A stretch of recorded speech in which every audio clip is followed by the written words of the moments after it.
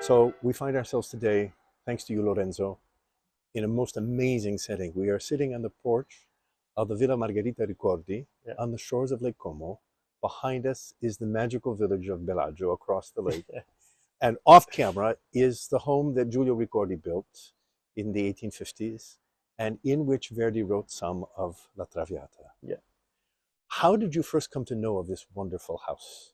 You remember? This wonderful house is one of the most incredible villa on the lake. And in my studies, I always read that Verdi composed La Traviata on my lake because I live on this lake too. Well, you were born not far from here too, right? Yeah. And your wife was born in Colico. Yes. Irene is from Yes, Colico originally. yes. Yeah. And for me, the Lake of Como is absolutely inspiring when I study a new score because it's a quiet place but also spectacular.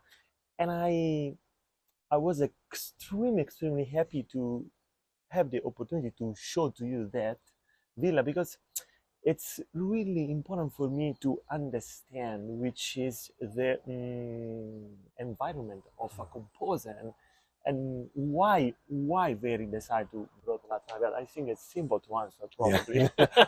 My question is, how could he concentrate enough to write an opera with such an incredible view behind him? Every one of Verdi's operas seems to have its own special set of colors. Yeah. A tinta, as it was called in his time. What for you is the tinta of Traviata? Probably the tint of Traviata is, I think, the white color. Because in this prelude, we have only violins, extremely soft, pianissimissimo.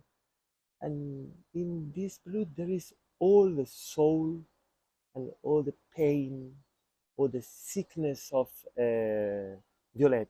And I think that is a base color of this opera. It is a really um, intimate color. But of course, it's also an opera of huge other colors. If we think about, I don't know, the concertato, the big concertato, or the Brindisi, there are many colors in this opera in the environment of Violette, but his color is a white color. Addio del passato. We have this always piano dynamic, and what is difficult in La Traviata is to find the sound of Violetta everywhere. Violetta, it seems happy. She seems happy, but it's not absolutely. And we have to find her own color. I think that there's a color of the opera and a color for Violetta. In all of Verdi's mature operas, this one stands out as being extremely personal about regular people. This is not the jester in the court of the Duke of Mantua. This is not an Ethiopian princess trapped on the banks of the Nile. This is not Falstaff. This is not Otello. This is Violetta Valerii. Normal people.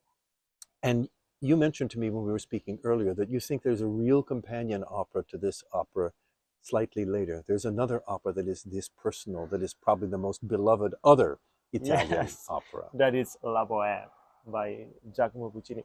Why are probably the most two performed opera ever? Because both speak about us. Because every one of us could be, I don't know, Rodolfo or Mimi or Marcello, Alfredo, for sure. also, for example. Yeah. Or every one of us has his own relation with our father, as Alfredo has with Padre Germano. It's probably easy to understand. But of course, this simplicity that is for me also into the music is the most difficult thing of these two opera, because what can I say about La Bohème and about Traviata? Both are love story. Yes. Love story, simple love stories. No? Simple with jealousy, with lots of pain, a death at the end, and the sickness from the beginning of the opera. There are lots of things, and it's quite easy to understand, no? There's no real plot. It's not a real plot. It's simple. But the music that describes this simplicity is absolutely amazing and stunning in both.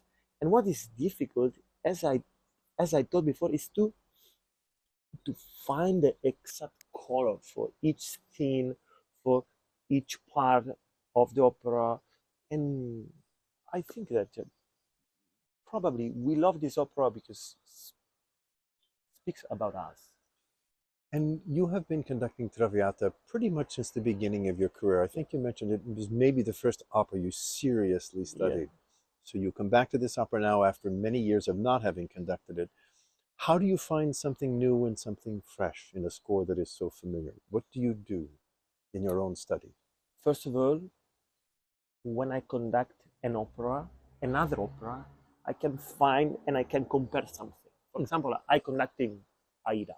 And also, Aida, for example, speaks about, I don't know, Egypt, but it's a love story. Also that, even know. And the third act of Aida, that is, it's my favorite. It's simple. It's simple. It speaks about jealousy about the father and when you understand the late Verdi, the Verdi of Aida, you can better understand the previous Verdi. I think that in a conductor's career, what is absolutely stunning is that when you conduct something, you relate that piece. For example, also Bellini composed La Sonnambula on this lake in a village 15 kilometers from here. No? And what there is in common between the two operas now. And after 6-7 years that I don't conduct La Traviata, when I open the score, I always, I didn't think about that 6 years ago.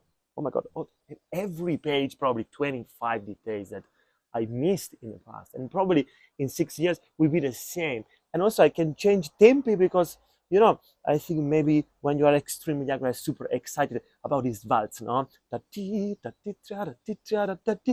at the end you see, okay, but it's not a happy waltz. Maybe it has to be a little slower, a little bit tense.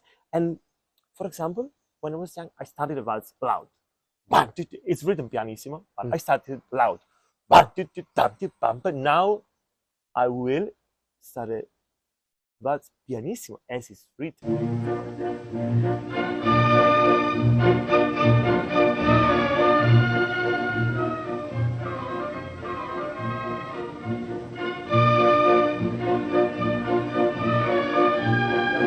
Yes, but now it's why? Because this waltz probably is in her mind. Yeah. Probably is the last waltz. The orchestra is to start, and the public is, where is the waltz? In her mind, and later, it starts. No? When you live your life as a conductor, when you meet singers, when you speak, you change, of course, idea. But when I be there conducting, probably I will change again on my singers because I love to make a perfect tempo for each singer. Violetta, for me, is my favorite Verdi character of all of the scores of wonderful characters, as you said earlier, because she is so relatable and so believable. But I also think we see in her a woman of incredible character, and she grows throughout the opera. It's absolutely true. So many of the great heroines are, I won't say they're one-dimensional because they aren't, but they are pretty much the same. Circumstances change during the course of the opera that require them to act differently. Mimi, for example. Yes, but Violetta grows in front of our eyes from this sort of demi-mondaine hostess to the stars of Paris in her time to someone who is basically dying alone. And as you know, as Shakespeare said, because she loved not wisely but too well. Tell us, if you would, in closing, what is something about Traviata for maybe someone coming to an opera for the first time that will attract them? What is one of the essences of the attraction of Traviata for the newcomer?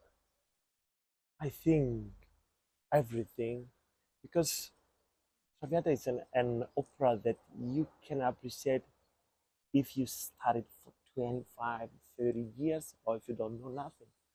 Also because the melodies are spectacular. Every melody. If we think about Di Provincia in Marisol, how beautiful it is, this melody. It's a super simple melody. But for me, the reason, because Traviata is perfect for new audience, is because of its simplicity. Also into the music. Because everyone at the end or the first act could sing the waltz. Maybe someone doesn't understand why, but it's not important. We don't have. We can see many rhymes before to understand something. No? But I think that it's absolutely perfect to start with La Traviata or, for example, La Bohème, because these melodies are so huge, and when we listen Amami Alfredo, it's something that hurts you completely. It's simple melody with a scale. Nothing special, but I don't know why the simplicity. It hurts me every time. Well, I know it will get us this summer as well.